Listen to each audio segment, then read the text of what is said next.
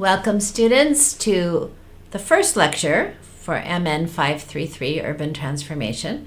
What is community organizing? When I speak in churches, people often hear that I'm an organizer, and they say, "How wonderful, you should see my desk." I say, no, not that kind of organizing. Organizing, as we define it in community organizing, means bringing people together to create systemic change, to create the kind of change that they couldn't do on their own. Community organizing is always a response to a problem or a need. So I want to start with you in this lecture to help you really grasp the content for this week by asking you to reflect on a question. When you look out into the world, do you see anything that breaks your heart? I'm not talking here about the kind of heartbreak that is inevitable in a fallen and broken world. I have a friend who lost her 93-year-old father the other day. Her heart was broken, but it wasn't a surprise. I'm not talking about that kind of heartbreak. I'm talking about what Father Gustavo Gutierrez of Peru talked about when he said that injustice, extreme poverty, oppression means dying before your time. It means dying unnecessarily and unjustly. So let me give you an example. I was a hospital chaplain in the Philippines as one of my missionary duties when I was young. I was a missionary for 3 years in the Philippines. And I was a chaplain at 2 hospitals about a mile apart. One of them was the National Children's Hospital, which serves the children of the poorest families in the Philippines. The other one was St. Luke's, which is a middle-class Episcopal hospital.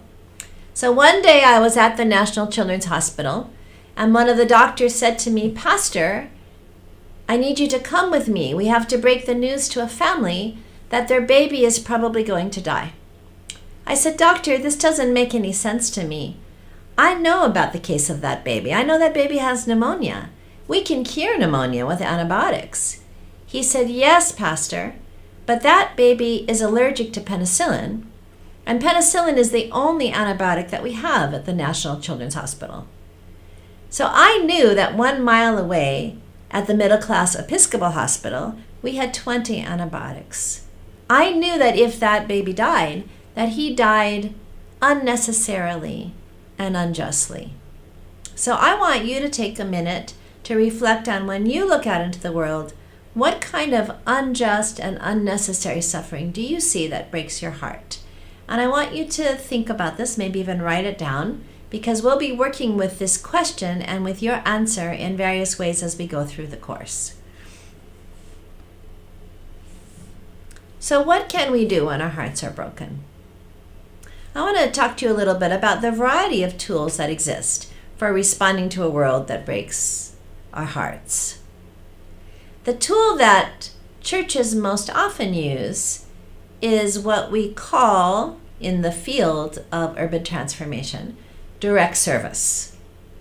Direct service means doing something for someone. It's usually something that has a relatively immediate and temporary impact.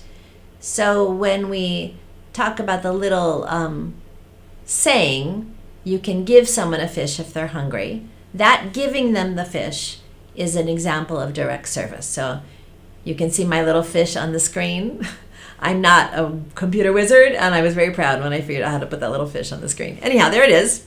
So you can do direct service.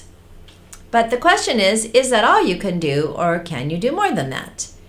The next level that churches go to when they want to love more effectively, when they want to respond to the heartbreak of the world more effectively, is they move from giving a fish to, we all know this saying, to teaching someone to fish.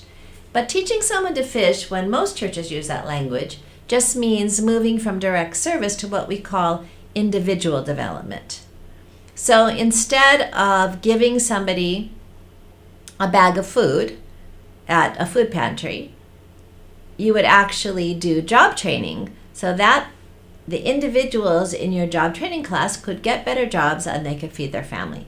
That would be a good example of individual development. But then that has some weaknesses as well. Because if individuals are able to improve their lives, what that often means is they get up and out of distressed communities. And is the community any better off? No, that person is better off, but the community as a whole is not better off. Now, sometimes those people come back and benefit their communities, but usually not. So there's more that you can do. More that you can do than giving a fish, more than you can do than individual development. The third level that we go to is what I tend to call fishing together. So you can see that on the screen. We call that community development. That means that people come together. So just like in individual development, you're not working for people, you're working with them, much more effective. People come together and they figure out together how they can solve their common problem, usually by creating an alternative system. So for example, instead of just handing out food bags, they might start a community garden on the church grounds. So they've actually done something that beautifies the neighborhood, that people can use to improve their own lives, but they also build community relationships, they learn to work together, there's more unity in the community, lots of benefits for the community in that action. But if somebody has their fishing pole, even if a group of us have our fishing poles, and we go down to the pond and there's a wall around the pond, then it doesn't matter if we know how to fish.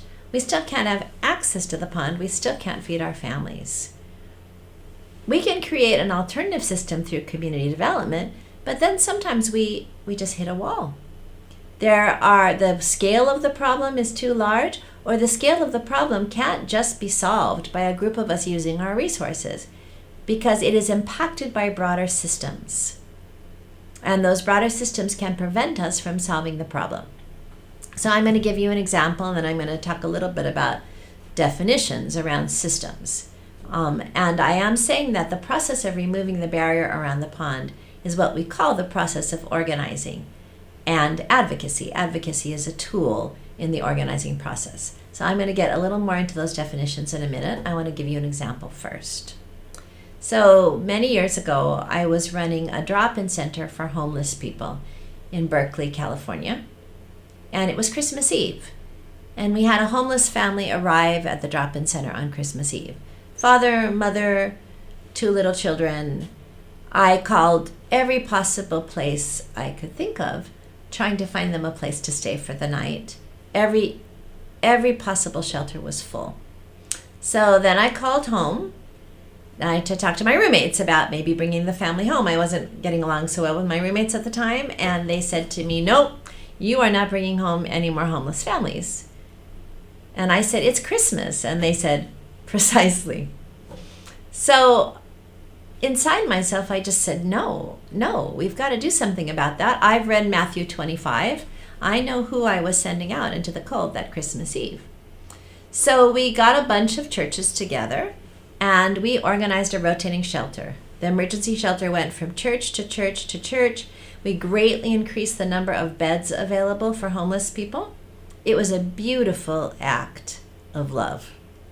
It was a beautiful response to the heartbreak of not being able to find that homeless family a place to stay that night.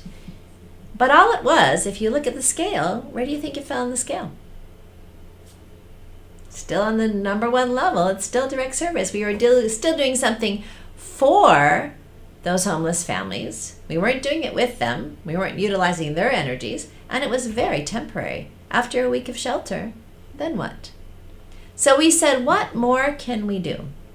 And we decided to search for an opportunity to do some community development. So first of all, we got some of the homeless families and homeless individuals together with church members. So we were all working together, utilizing all of our energies and all of our resources and skills. So what we ended up doing is we bought up some whole houses that were falling apart in a distressed area of town. And with the sweat equity of the people themselves, and with some expertise, some of it from local congregations, we were able to rehab several houses on the block. We were able to create affordable housing. The day that we were finished doing that, we were celebrating. We were all so excited. And that day, as we're celebrating, something really worth celebrating, a beautiful example of community development. I mean, those rehabbed houses encouraged the whole neighborhood, right? While we're doing that, I thought, how many people are homeless tonight in this area? And the total was around 10,000. And I thought, okay, we've done something wonderful for 40 people, but what about those 10,000? Those 10,000 need access to affordable housing.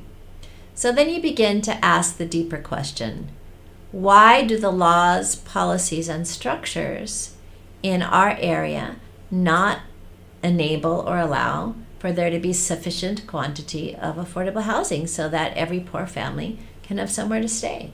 So beginning to ask that question is beginning to ask, what are the systems? How is housing dealt with? How are wages dealt with in our society? Could they be done better? Democracy is a system where everyone has a say in the process of public decision making.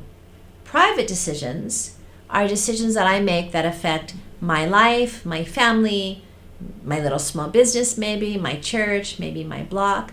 Public decisions are decisions that create laws, policies, and structures, create broader systems that impact us all, that put up the walls or take down the walls. A democracy is a system where everyone has a say on some level in this process of making the public decisions that set up the walls or take down the walls, that create affordable housing or don't create affordable housing. Advocacy is the process of impacting the public decision makers. You know, when I was a young radical, which I'm sure surprises you that I was a young radical, I used to believe that we did not have a democracy in the United States. I believed that we did not have the capacity to actually influence public decisions. And then when I was in the Philippines under the dictator Ferdinand Marcos, and I said, "Ooh, we do have a democracy in the United States."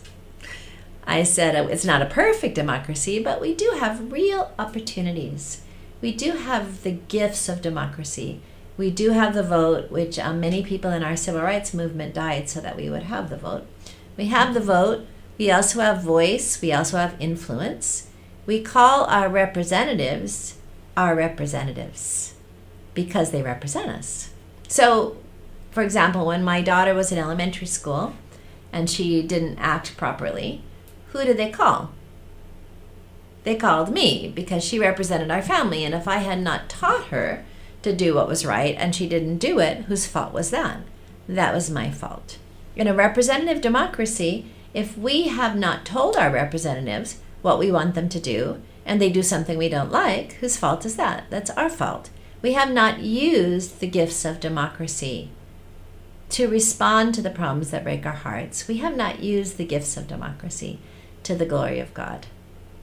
So part of when we talk about community organizing, what we're talking about is what are all of the capacities, what are all the tools, what are all the gifts that we have been given, all the opportunities that we have been given to, in fact, respond effectively to a world that breaks our heart. So what we'll be doing this semester is we will be giving you some new tools for change. You ready for that? We're going to keep going a little longer. There we go. So I want to talk a little bit first about community development. There are people within the community development camp and within the community organizing camp that don't have a lot of respect for the other form of social transformation or urban transformation. So there are people who do community development who are very suspicious of structures and systems and say, we really can't work with the government. We really can't change the law. All we can do is work together to change our communities. And then there are people in the community organizing field who say that people who do community development are being distracted. They're rearranging the deck chairs on the Titanic while it's going down. They're being distracted from the real change that needs to happen in our communities. I think they're both wrong. I think community development and community organizing are the left and right hand of urban transformation. So I always say to my students that if you want to learn how to utilize the tool of community organizing, you must also learn to utilize how the tool of community development. If a congregation learns how to come together and rehab houses, they're actually much more effective when they go to talk to their representatives about affordable housing. They've had some real experience with creating affordable housing, and they have a lot more confidence and they have a lot more knowledge. So I am suggesting, as I will teach you this quarter all about community organizing and also about faith-rooted organizing, which we're going to get to next week. But just talking right now about community organizing, I want you to really learn community development as well. So what you see here on the screen is a dictionary definition of community development. I talked about fishing together, but let's look at what the dictionary actually says. A community development corporation, which is an entity that does community development, is a not-for-profit organization, let's look at this together, incorporated to provide programs, offer services, and engage in other activities that promote and support community development. CDCs usually serve a geographic location such as a neighborhood or a town. They often focus on serving lower income residents or struggling neighborhoods. They can be involved in a variety of activities, including economic development, education, community organizing, and real estate development. These organizations are often associated with the development of affordable housing. That just gives you a picture of what community development is like. We're going to go in quite a bit more detail next week into Christian community development. How does the church do community development different than people in general do it? But I just wanted you to get an idea of it to start with. I'm having a little trouble with this thing. There we go. So let's give you some examples first about the difference between direct service and community development. This is really important because most churches just do many ministries, most churches just do direct service when there's really so much more that they can do. So we talked about moving from a soup kitchen or a food pantry to a community garden. Often churches do tutoring. I think is really individual development. It's not just direct service, but it is a service that people are offering to the community, for the community, not with the community. But you can move from tutoring. You can be at the level of direct service. You can begin to consult the families and the children that are utilizing the tutoring service, and you can say, what more can we do? And then what you might do is you might start a school. So you might actually have a school based in the church. In the context of the United States, those are called charter schools, and you can actually get public money to start them. So it can make a real difference in your community for the church to have a high-quality school where the parents and the students are givers as well as receivers. Under individual development, direct service / individual development, you can do job training, but it might be more effective and more powerful to incubate small businesses, to incubate perhaps cooperative businesses, so that you actually start businesses that then hire more people in the community rather than helping individuals to move up and out. We were talking about shelter, and the move from shelter to rehabbing housing. The organization Habitat for Humanity does that quite a bit, rehabs housing. So I used them as an example, but I already went through that with you before. You can look at health issues, and you can have a parish nurse, or you can do what was done in Lawndale, Chicago, one of the early prime examples of community development, which is they got the community together, they used the resources of the community, the ideas of the community, and they created a high-quality community health clinic. So those are all examples of community organizing. Oops. This is not working like it was supposed to. Okay, we're back again. Having a little bit of technical problem here, but we're on our way. Just a little more. Hang in there with me. We're still on what is community organizing? How do we understand it? So community organizing, remember, is that third level. We've gone from direct service to individual development, which is sort of 1.5. And then we've gone to 2, which is community development. But then we've hit a wall. We need to move to scale to impact many more people than we can do by ourselves.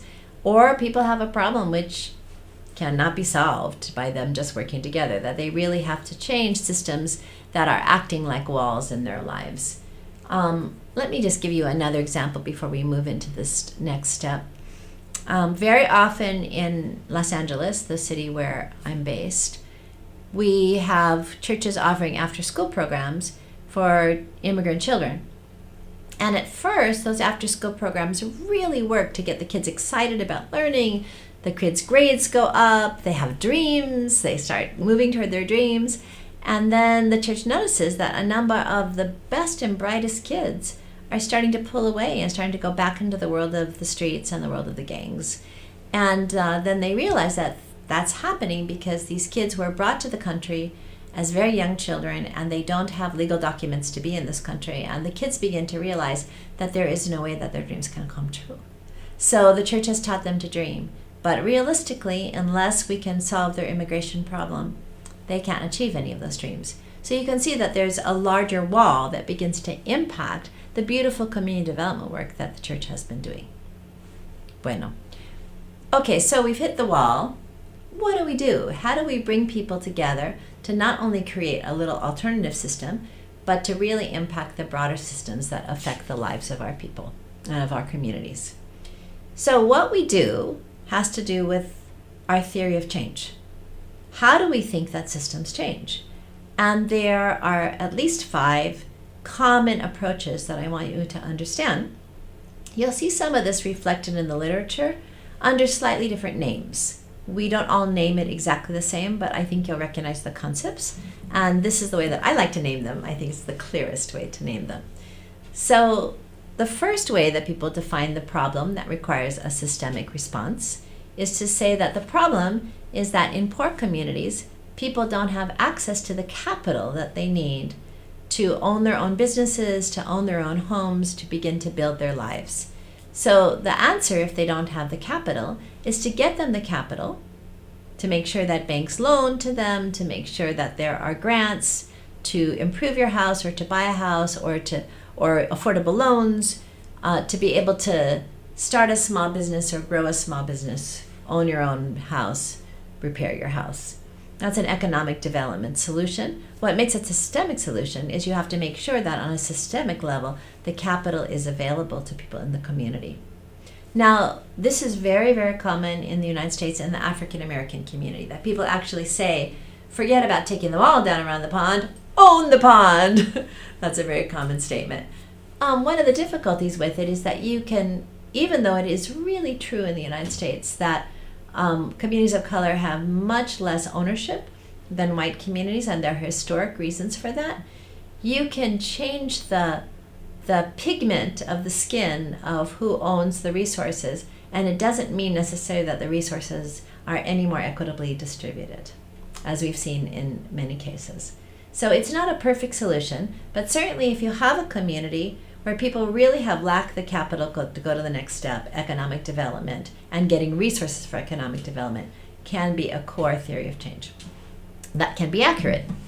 I do want to say that these are often seen as competitive theories. I think part of the wonderful thing about coming from the roots of our faith as we do this work is we don't need to have any loyalty to any ism. We don't have to have any loyalty to any one of these approaches. We can say what works in the context that we're in. What is the need for change? What is the opportunity for change in the context that we're in? And we can use the theory of change that best fits to guide us in our work. Make sense? So the second one that's common has to do with utilizing civic processes to access legal rights.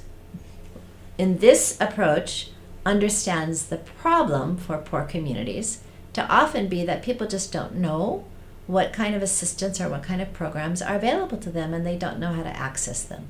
So for example, in Los Angeles, we have a number of excellent public schools that are called magnet schools. These magnet schools are supposed to be available to anybody in Los Angeles, no matter how poor, so that their child could have a very high quality education. The truth is that most poor families have no idea how to get into a magnet program, and the kind of steps that are needed, and the kind of paperwork that is needed, and the kinds of deadlines that you have to meet. And so the people who end up using the magnet program are often the people who least need it. So the solution to that problem, if the problem is that people don't know how to use the opportunities that exist, then the solution is knowledge, is to teach people their rights and to teach people the processes that will allow them to access the systems that are available to improve their lives. So that's the second theory of change. But sometimes, of course, they don't exist. There really aren't processes, and there aren't services, and there aren't opportunities that people need in order to make their dreams come true or solve their community problems. then what you can often do, you don't necessarily have to jump to a fight with the government. Sometimes what you can do is create what's called a multi-sectoral collaboration. So you get leaders from government, leaders from business, leaders from civil society, leaders from the churches, and you say, okay, what do we need to create so that people in our communities can get through the wall, can get over their problems, can fix their problems together, can attain their dreams. So again, let me tell you a story. Let me give you an example. Years ago, we used to warehouse mentally ill people in California. That means that they were in mental institutions. They were there for life. The mental institutions were terrible. Even if people might get well in another context, they wouldn't get well in those mental institutions. So we had a governor whose theory was that we would close down the mental institutions and we would open up situations of community-based care, which would be much healthier for the mentally ill people. We closed down the mental institutions, but we were unable to open up the community-based care centers because people did not want a community-based care center for mentally ill people in their neighborhoods. And so what happened was we had mentally ill people all over the street, just carpeting the streets. So in the center of Berkeley, in the downtown area, people stopped coming to shop because if you went down to shop, you were constantly being asked for help by mentally ill people sleeping all over the street. So, of course, the shopkeepers were extremely upset, and they would call the police, and the police would have to take time away from fighting crime to move these homeless people out of the downtown. Of course, then the churches and the homeless advocates and the homeless serving organizations got extremely upset about that, so we were all at each other's throats. Well, a man who was the head, named Jeff Leiter, who was the head of the Chamber of Commerce, decided that he would bring us all together to create a solution. He invited us all by name. He invited leaders from all of the sectors, but he said, I'm inviting you because I see you as a collaborative person. I see you as somebody who will put ego aside and put ideology aside and just try to work together to come up with solutions. And he said the rules of this meeting, and it was a series of meetings, he said the rules are that nothing goes out of this room and that all we talk about is solutions. If we start to fight over a particular solution, we have to drop it. So we actually ended up as a group coming up with something that was extremely creative and ended up being replicated in multiple cities. It was called Berkeley Cares. It was a sign that you put in the window if you were a business participating in Berkeley Cares. And it meant that you would sell vouchers, little $1 or $5 vouchers to your customers who could give them to a mentally ill homeless person who could then use that to pay, to go into a drop-in center for homeless people that was comfortable, that had resources, that had counselors, that was right outside of the downtown area. Well, worked beautifully. Homeless people would much rather be in those drop-in centers than they would be lying on the floor of the street. Businesses would much rather have customers come and sell them those coupons. Customers would rather come and give the coupons rather than not go to the downtown. And the police would much rather stop rousting homeless people. And of course, the churches and the homeless advocates organization, who were very involved, we were very involved with the drop-in center, were able to help create it as a really wonderful and welcoming place. Win, win, win, win, win, win, win. We were all winning. We were all winning together because we created a multi-sectoral collaboration. Now, that was possible because we had people in power who really cared about the well-being of the community. We had Jeff Leiter. That's not always true. Let's not be naive here. Often people in power only care about themselves, and they don't care about the well-being of the community, or they may care about their sector or their small group or their racial group, and they may not care about the well-being of the whole community. At that point, then the community needs to fight for the kinds of policies that will benefit everyone. So that's classic community organizing. You can see it's number 4, is to engage community members in working together to influence public decision making by applying a critical mass of pressure using confrontation and negotiation. And as you read, particularly Christina Smock's text, but as you read actually all the texts in this course, you will see lots of examples of classic community organizing. But we're not done, because there is a 5th approach that is becoming increasingly popular in the 21st century, although it has always been around. Christina Smock will refer to it as a transformative approach. It's the approach used by Occupy, if some of you are conscious of the Occupy movement in the United States. In this approach, you actually do an end run around policy. You're not really directly trying to affect laws or policies or structures. You're trying to change the culture and perception of a society. So Black Lives Matter is a very good example in the United States of a movement that has actually done this, that the percentage of white people who believe that our criminal justice system is unfair has gone from, I think, 17 or 18% to something like 40 or 50%. That's the word, that's cultural change. That this movement has changed the way that the average person in the United States sees the criminal justice system. Occupy hoped to do that in terms of economic justice. They were less obviously successful, partly because they only did this approach, whereas Black Lives Matter actually uses multiple theories of change and multiple approaches and integrates them. But this approach is to transform the processes used to make public decisions through cultural change, popular education, and direct action. And we're going to learn about that as well this semester. Lastly, faith-rooted organizing can use any of these approaches. Faith-rooted organizing is what we're going to really concentrate on because it's bringing people together to create systemic change, not using secular assumptions, but as if God is real and Jesus is risen. Because we believe that God is real and Jesus is risen. So what does that mean? It means that we bring people together to create change, and it's really that we bring Christians together, that we bring our people together to create systemic change in a way that is completely shaped and guided by our faith from the assumptions on up, but that we're not just together on our own. We're really part of something larger. When you want to change a community or society, you need to work in coalition. But we bring our unique gifts as the church to this larger coalition, which ends up being a testimony. It ends up being salt and light. So we bring our unique gifts. So faith-rooted organizing has faith-filled assumptions, and then it enables us to bring our unique gifts as Christians to God's larger movement towards justice. Faith-based organizing means that you use the base of the church or the base of people of faith. Faith-rooted means we go as deep as possible into the wells of our organizing. Okay, I just want to give you an example of what it looks like to move from community development to community organizing. So we talked about soup kitchens to community gardens.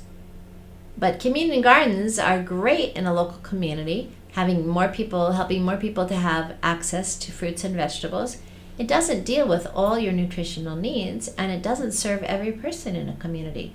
So in 1946, the United States, a number of churches were involved in passing our first legislation, which really aimed at ensuring that every child in the society had the basic nutrition that they needed in order to do well in school, which really benefits the whole society. And it was really a witness that churches didn't just care about their own kids, but cared about all kids. So we have something called the school lunch program, which was the first social program ever passed. It happened because people went to the third level and began to advocate to change the larger systems and not just create alternative systems. You can go from tutoring to charter schools, but then you can take what you learn about from creating your own school and really push for equal quality of education for all children. You can go to the school board and now you know how to run a school, and you can say, why are the schools in our community failing the kids and how do we improve them? You can go from job training to incubating cooperatives and small businesses to making sure redlining is the practice of banks not giving loans in poor communities. You can stop redlining and make sure that all those small business people have access to loans based on their merits and not just where they live. Parish nurse to community health clinic means that then you can work for equal health access for everybody that needs it. So that gives you some examples. One more slide and we're done. Thank you for your patience. I'm hoping you were patient as we were going through this. I just want to say something about the components of organizing. And we will do a lot more work on what these components are and also what they look like when they are faith-rooted. So you can't organize without goals. You have to know how you want the world to be different because you exist. You can't organize without an analysis. Where are you starting? What is the world like now? What are the barriers in your way? What are the resources that you have at your hands, in your hands? But then you can have the best goals and the best analysis, but you also have to have strategies because that helps you move from where you are to where you need to be. But you can have the best goals, analysis, and strategies in the world, and if you don't have the people, it's not going to happen. So we have to talk about how do you engage people in the work of urban transformation. How do you do that? And then, of course, if you've engaged people, it doesn't work if they don't know what they're doing. You have to engage them and equip them. And you have to equip them not just as individuals, but as leadership teams. And then lastly, you have to equip them in a way that enables them to sustain the struggle until victory. So those are some of the components of organizing that we're going to focus on this semester. Enjoy the materials, and I really look forward to your responses to your initial post, which is an essay, and your comments to each other to see what you think about everything that I've been saying. You don't have to agree with me about anything. You have to think. Thank you.